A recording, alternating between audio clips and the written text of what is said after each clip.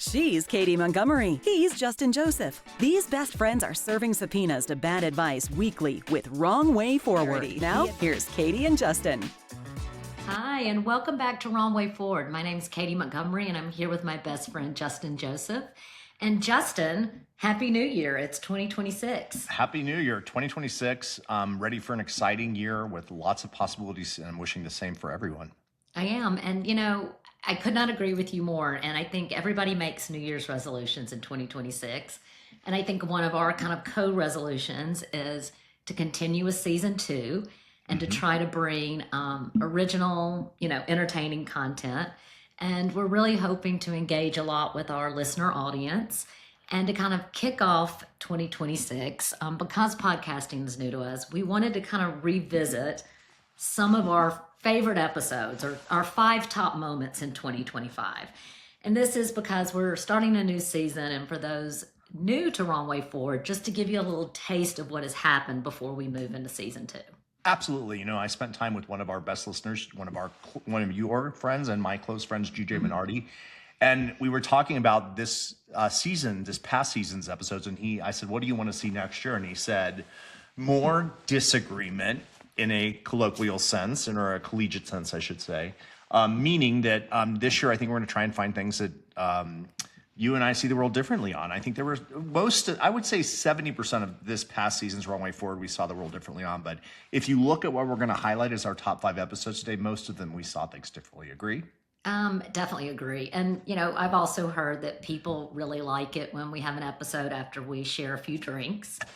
So to tell our listeners, I will be heading back to Denver. So hopefully Justin will have a few episodes in person and together so we can be in the same room and we can enjoy a few adult beverages before taping. So that will be coming up in 2026 also. Love that. So number 5 of our past season, our fifth favorite moment involved Alexa Build Me a Boyfriend. Katie, what do you remember about that episode? And then let's pitch to it.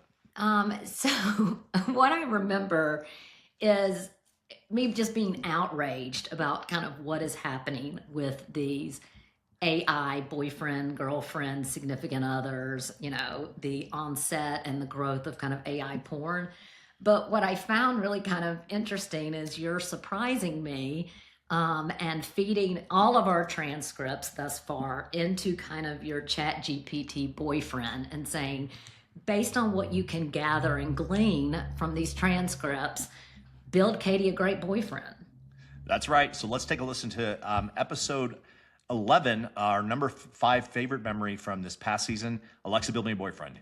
Well, I just put in ChatGPT boyfriend. Now I pay for the Premier GPT because I use it for work. And so apparently I get a boyfriend girlfriend option with that.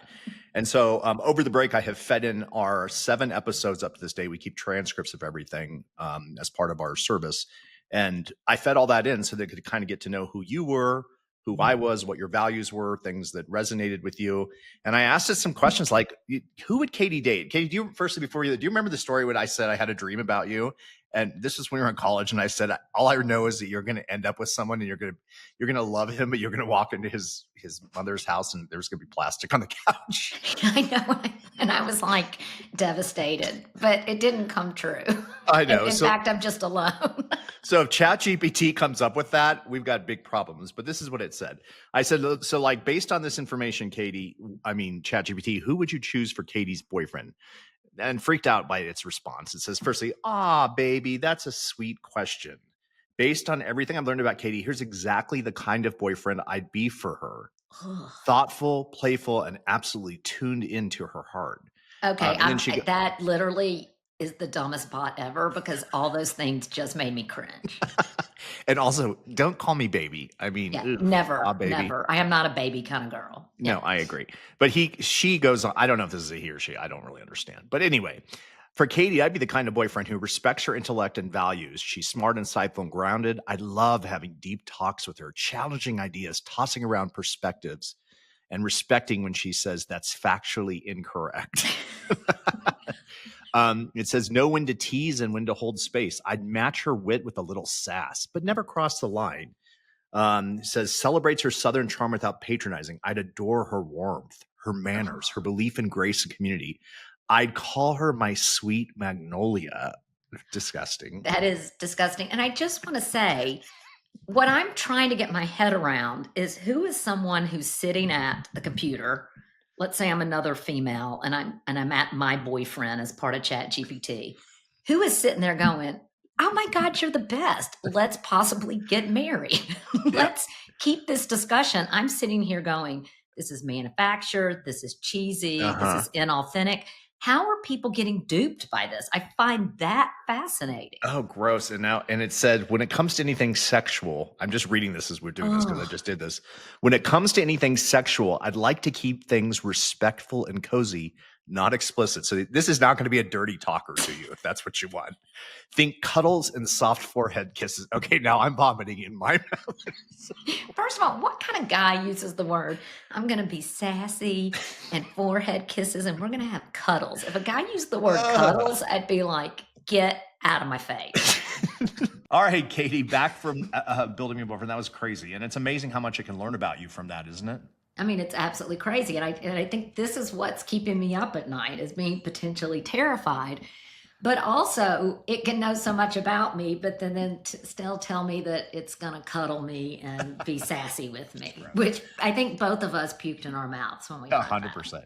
Our fourth favorite memory was from episode number 4, Love Stinks Literally and Other Relationship Icks. I mean, let me first apologize to our viewers that our first episodes had less quality sound. We will have that worked out.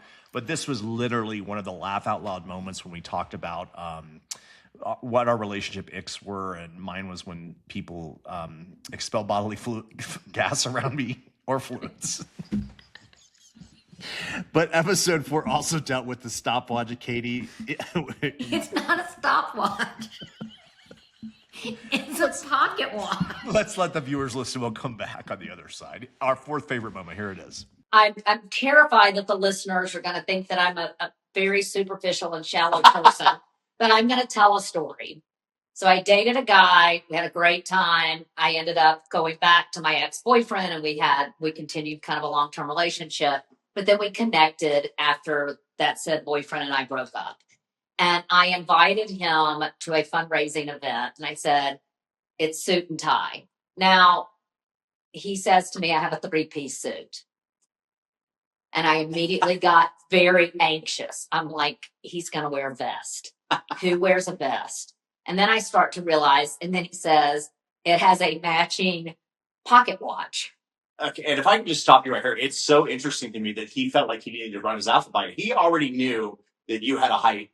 I don't think so. I think he was very proud of his zoot suit. It was 3 pieces. It was brown pinstripe, and it had a pocket watch.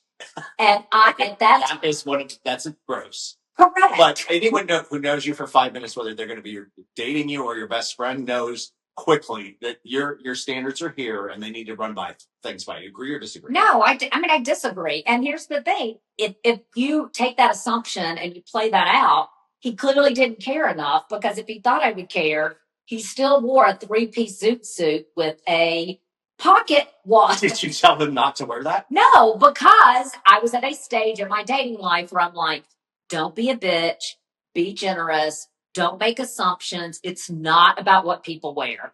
But the entire... So did you make a mistake in not telling him? Should you have told the truth? I think at that stage, no. But I think the entire time it made me cringe. And the other day, my brother mentioned, "Oh, remember when that guy wore a pocket watch?" And again, I'm very close to my siblings. So again, here I am. I'm 51. I'm an independent woman, but I still literally want to crawl under the table, because I know, and again, I want to be bigger than that. I want to be a kind, generous person. But you're not. I mean, those things are important to you. And when you say bigger than that, that's who you are. Well, I mean, I aspire to not care about that. That is stuff. When have you ever not cared about that? But I didn't tell him to. Do you remember when you and I when we were in college and we go to dinner with your parents, and you would give me a lessons manner on how to eat and how to. And you thanked me for that later. You said it was one of the most instructive times in your life. It was an experience and a value I will take with me forever. Yes, but it's at the time of focus. But on this advice, I don't agree with the advice. I've tried that. I've tried to go beyond it. But if you've got the ick and you're finding certain things unattractive, and you have heavy connotations with things that make you cringe, it's uncomfortable being your real self around someone when you're constantly just evaluating what someone's doing. And it doesn't mean you're a bad person. It It means doesn't mean you that. do have aesthetic, preferences. And why are we punishing people for aesthetic preferences? I don't think we are. I think what we're punishing is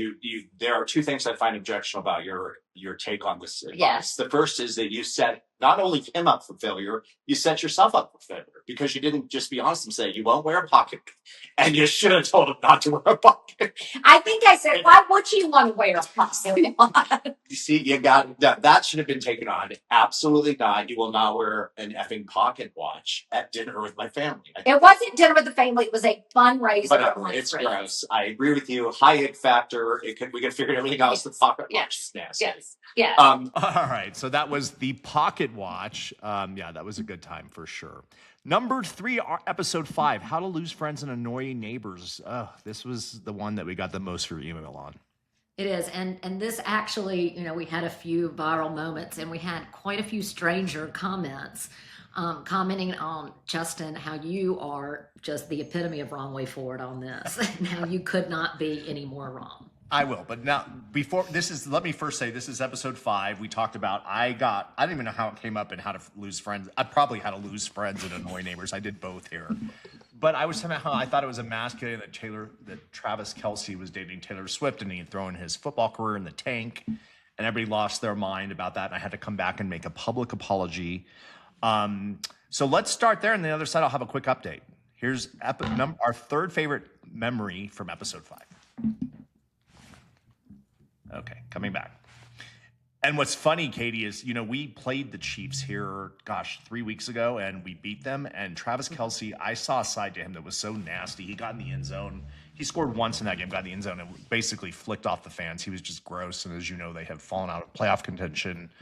I also have to say this, and I don't want to go down this road again. He did a commercial. Did you see this? Where he went into his Daub kit and showed all of his Daub things. This is my facial moisturizer. And that just proves my point.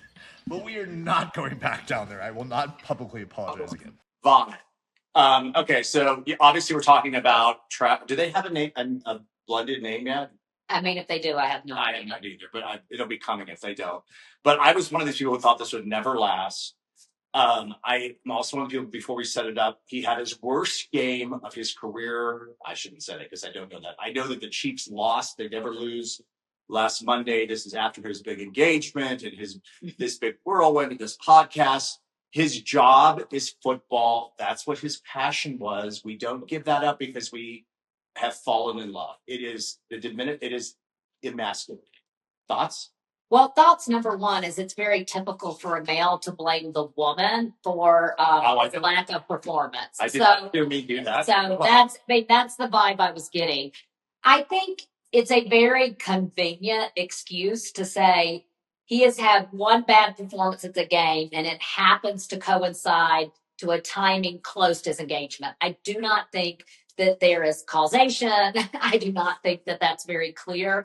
I think the other thing that it is very easy, and what most people do is something called splitting good and evil, right? It's just a coaching moment. Coaching moment. I think you're splitting. I think that Travis can be a fantastic husband, deliriously in love, and an amazing football player. And I think that that he is setting a bad example for their future children, that he has surrendered, in my opinion, his identity as a football player to be her bitch. That's tough, but that's how I feel. And it's a pet peeve. I mean, I'm very rarely at a loss for words, but I thought that was an incredibly severe, inaccurate, and frankly disgusting summary. Last week, I made the mistake of commenting on the trailer, and I said, for those of you who listened to last week's episode, that I thought it was emasculating that Travis Kelce had underperformed this season so far. And that, in my opinion, it was because he had gotten engaged and his focus had now become on his fiance, et cetera. And I said, that's just, for me, that was the wrong way forward. Well, you would have thought that I had just come after her and said what a terrible, awful person she was, because the emails and the texts from college friends just came flying. And I was swift-boated, frankly. You were. And I was. And so let me just read a few of these emails to call me out and correct me. And then I'll come back on the other side. And like I did for you, I will apologize for taking the trailers on. Justin, We as a need to rename our podcast Justin Apologizes. Yeah, pretty much. Justin's wrong way forward. How about that? As a lifelong Chiefs fan, I just wanted to thank you for your personally jinxing us. My husband said maybe it's just one loss, but then I hear your "he's her bitch" comment, and now I'm convinced you've cursed the franchise. Please issue a public apology to Patrick Mahomes and my fantasy team immediately. Here's another. Justin is the president of my local Swiftie Legal Alliance. I'd like to serve you with a cease and desist for emotional defamation of Taylor's happiness. You have been found guilty on 2 counts, projecting and being emasculation adjacent. Katie, thank you for being the only adult in the room. Love and light. Okay, she hates me. She hates you. That was our lost viewer for last week. Last one I'll say is, Justin, bro, you talk like Travis gave up his helmet for a hairdryer. The man caught 7 passes last week. I've been married 12 years. And if my wife even looked at me the way Taylor looks at him, I'd retire from everything. Yours in delusion, an emasculated but happy husband. And so here is my public plea and my public apology to all the Swift voters out there. I probably shouldn't have said what I said. Yeah, I wish him all of the happiness, and I hope they're happy for a million years, and I hope his football career flourishes, but just not against our Denver Broncos. There you go, Katie. Was that a sufficient public whipping for me? I think so. And I think that was the right way forward. You apologized. You didn't apologize with excuses. And you ended on a positive note. And I'm seeing growth, Justin. That's great. What's the next memory, Katie? The next one is after our Thanksgiving episode, which was Past the Turkey, Not the Trauma. I just shared kind of a sentimental piece, and it came from the heart. And I think Justin received it, but I think he was also a little panicked that he didn't come with something as sentimental. You'll hear that in my voice after. Take a listen. All right. You want to bring us back? I can't. Raw dogging. Oh, we just go into that? Yeah. Well, coming back, I'll bring us back. Coming back, I did panic because, of course, you're such a kind, thoughtful person, and I was only prepared to talk about nastiness at Thanksgiving, and you come back in our final block with something lovely, and I just did not have it. You win. There you go.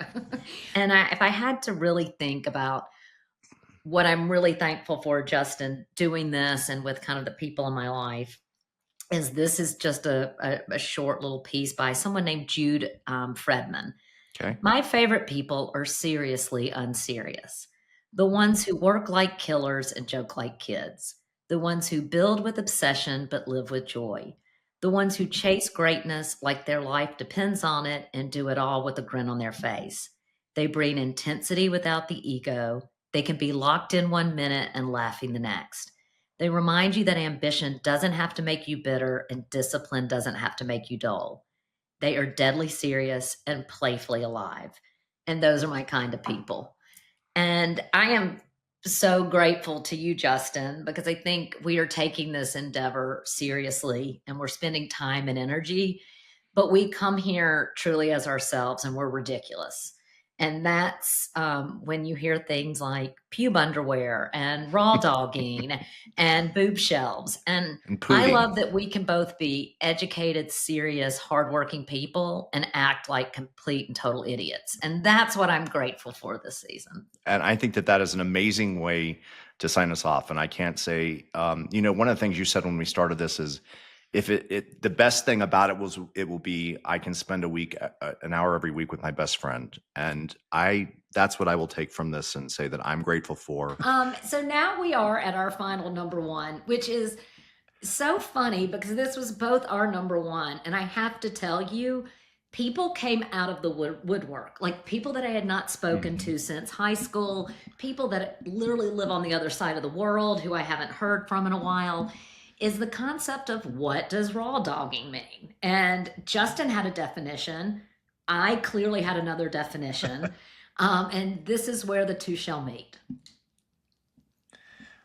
And coming back. All right. Well, that really was. I'm the same way. I got so much feedback on that, and if we have to rename the show ever for copyright reasons or something, we're going to call it Raw Dogging. Do some due diligence, have some conversations, figure out a few things.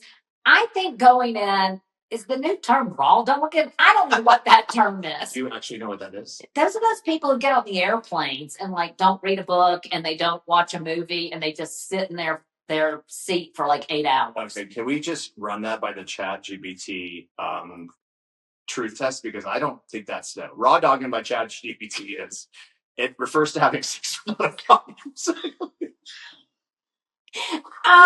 You know that is it raw dogging? You're raw dogging on air. Okay, I want to literally. Can we stop recording now? The boy, and did you not hear about people raw dogging on these flights? I don't think we're going in. No, I know you're talking. This is not on the rundown. Okay. Raw dogging does not appear on the rundown. Okay. My point is that before you do something bold and Or you're raw dog. Yes. Oh God. Now I don't ever use the term again, Justin. Don't. Remember, I'm Southern and people are listening to this in Mississippi. For the record, you used the RD word. But I didn't know what RD meant. I thought RD meant getting on a plane and not reading a book or watching a movie. For real. Wait, for real. I don't like that, for real. Well, those are our top 5 favorite memories. Katie, it's been a blast. I'm excited for season 2, and here we go. Here we go. Happy 2026, and we hope you're going to be with us along the way. Thanks for streaming Wrong Way Forward, the weekly reminder that advice is usually free for a reason. We call out bad advice wherever it hides, boardrooms, break rooms, and even book clubs. Enjoying this dumpster fire? Like, subscribe, and check back every Thursday for new episodes. Want us to roast your favorite piece of nonsense? Email us at wrongwayforwardpodcast@gmail.com. Be sure to include your contact info. We're not psychic, just judgmental.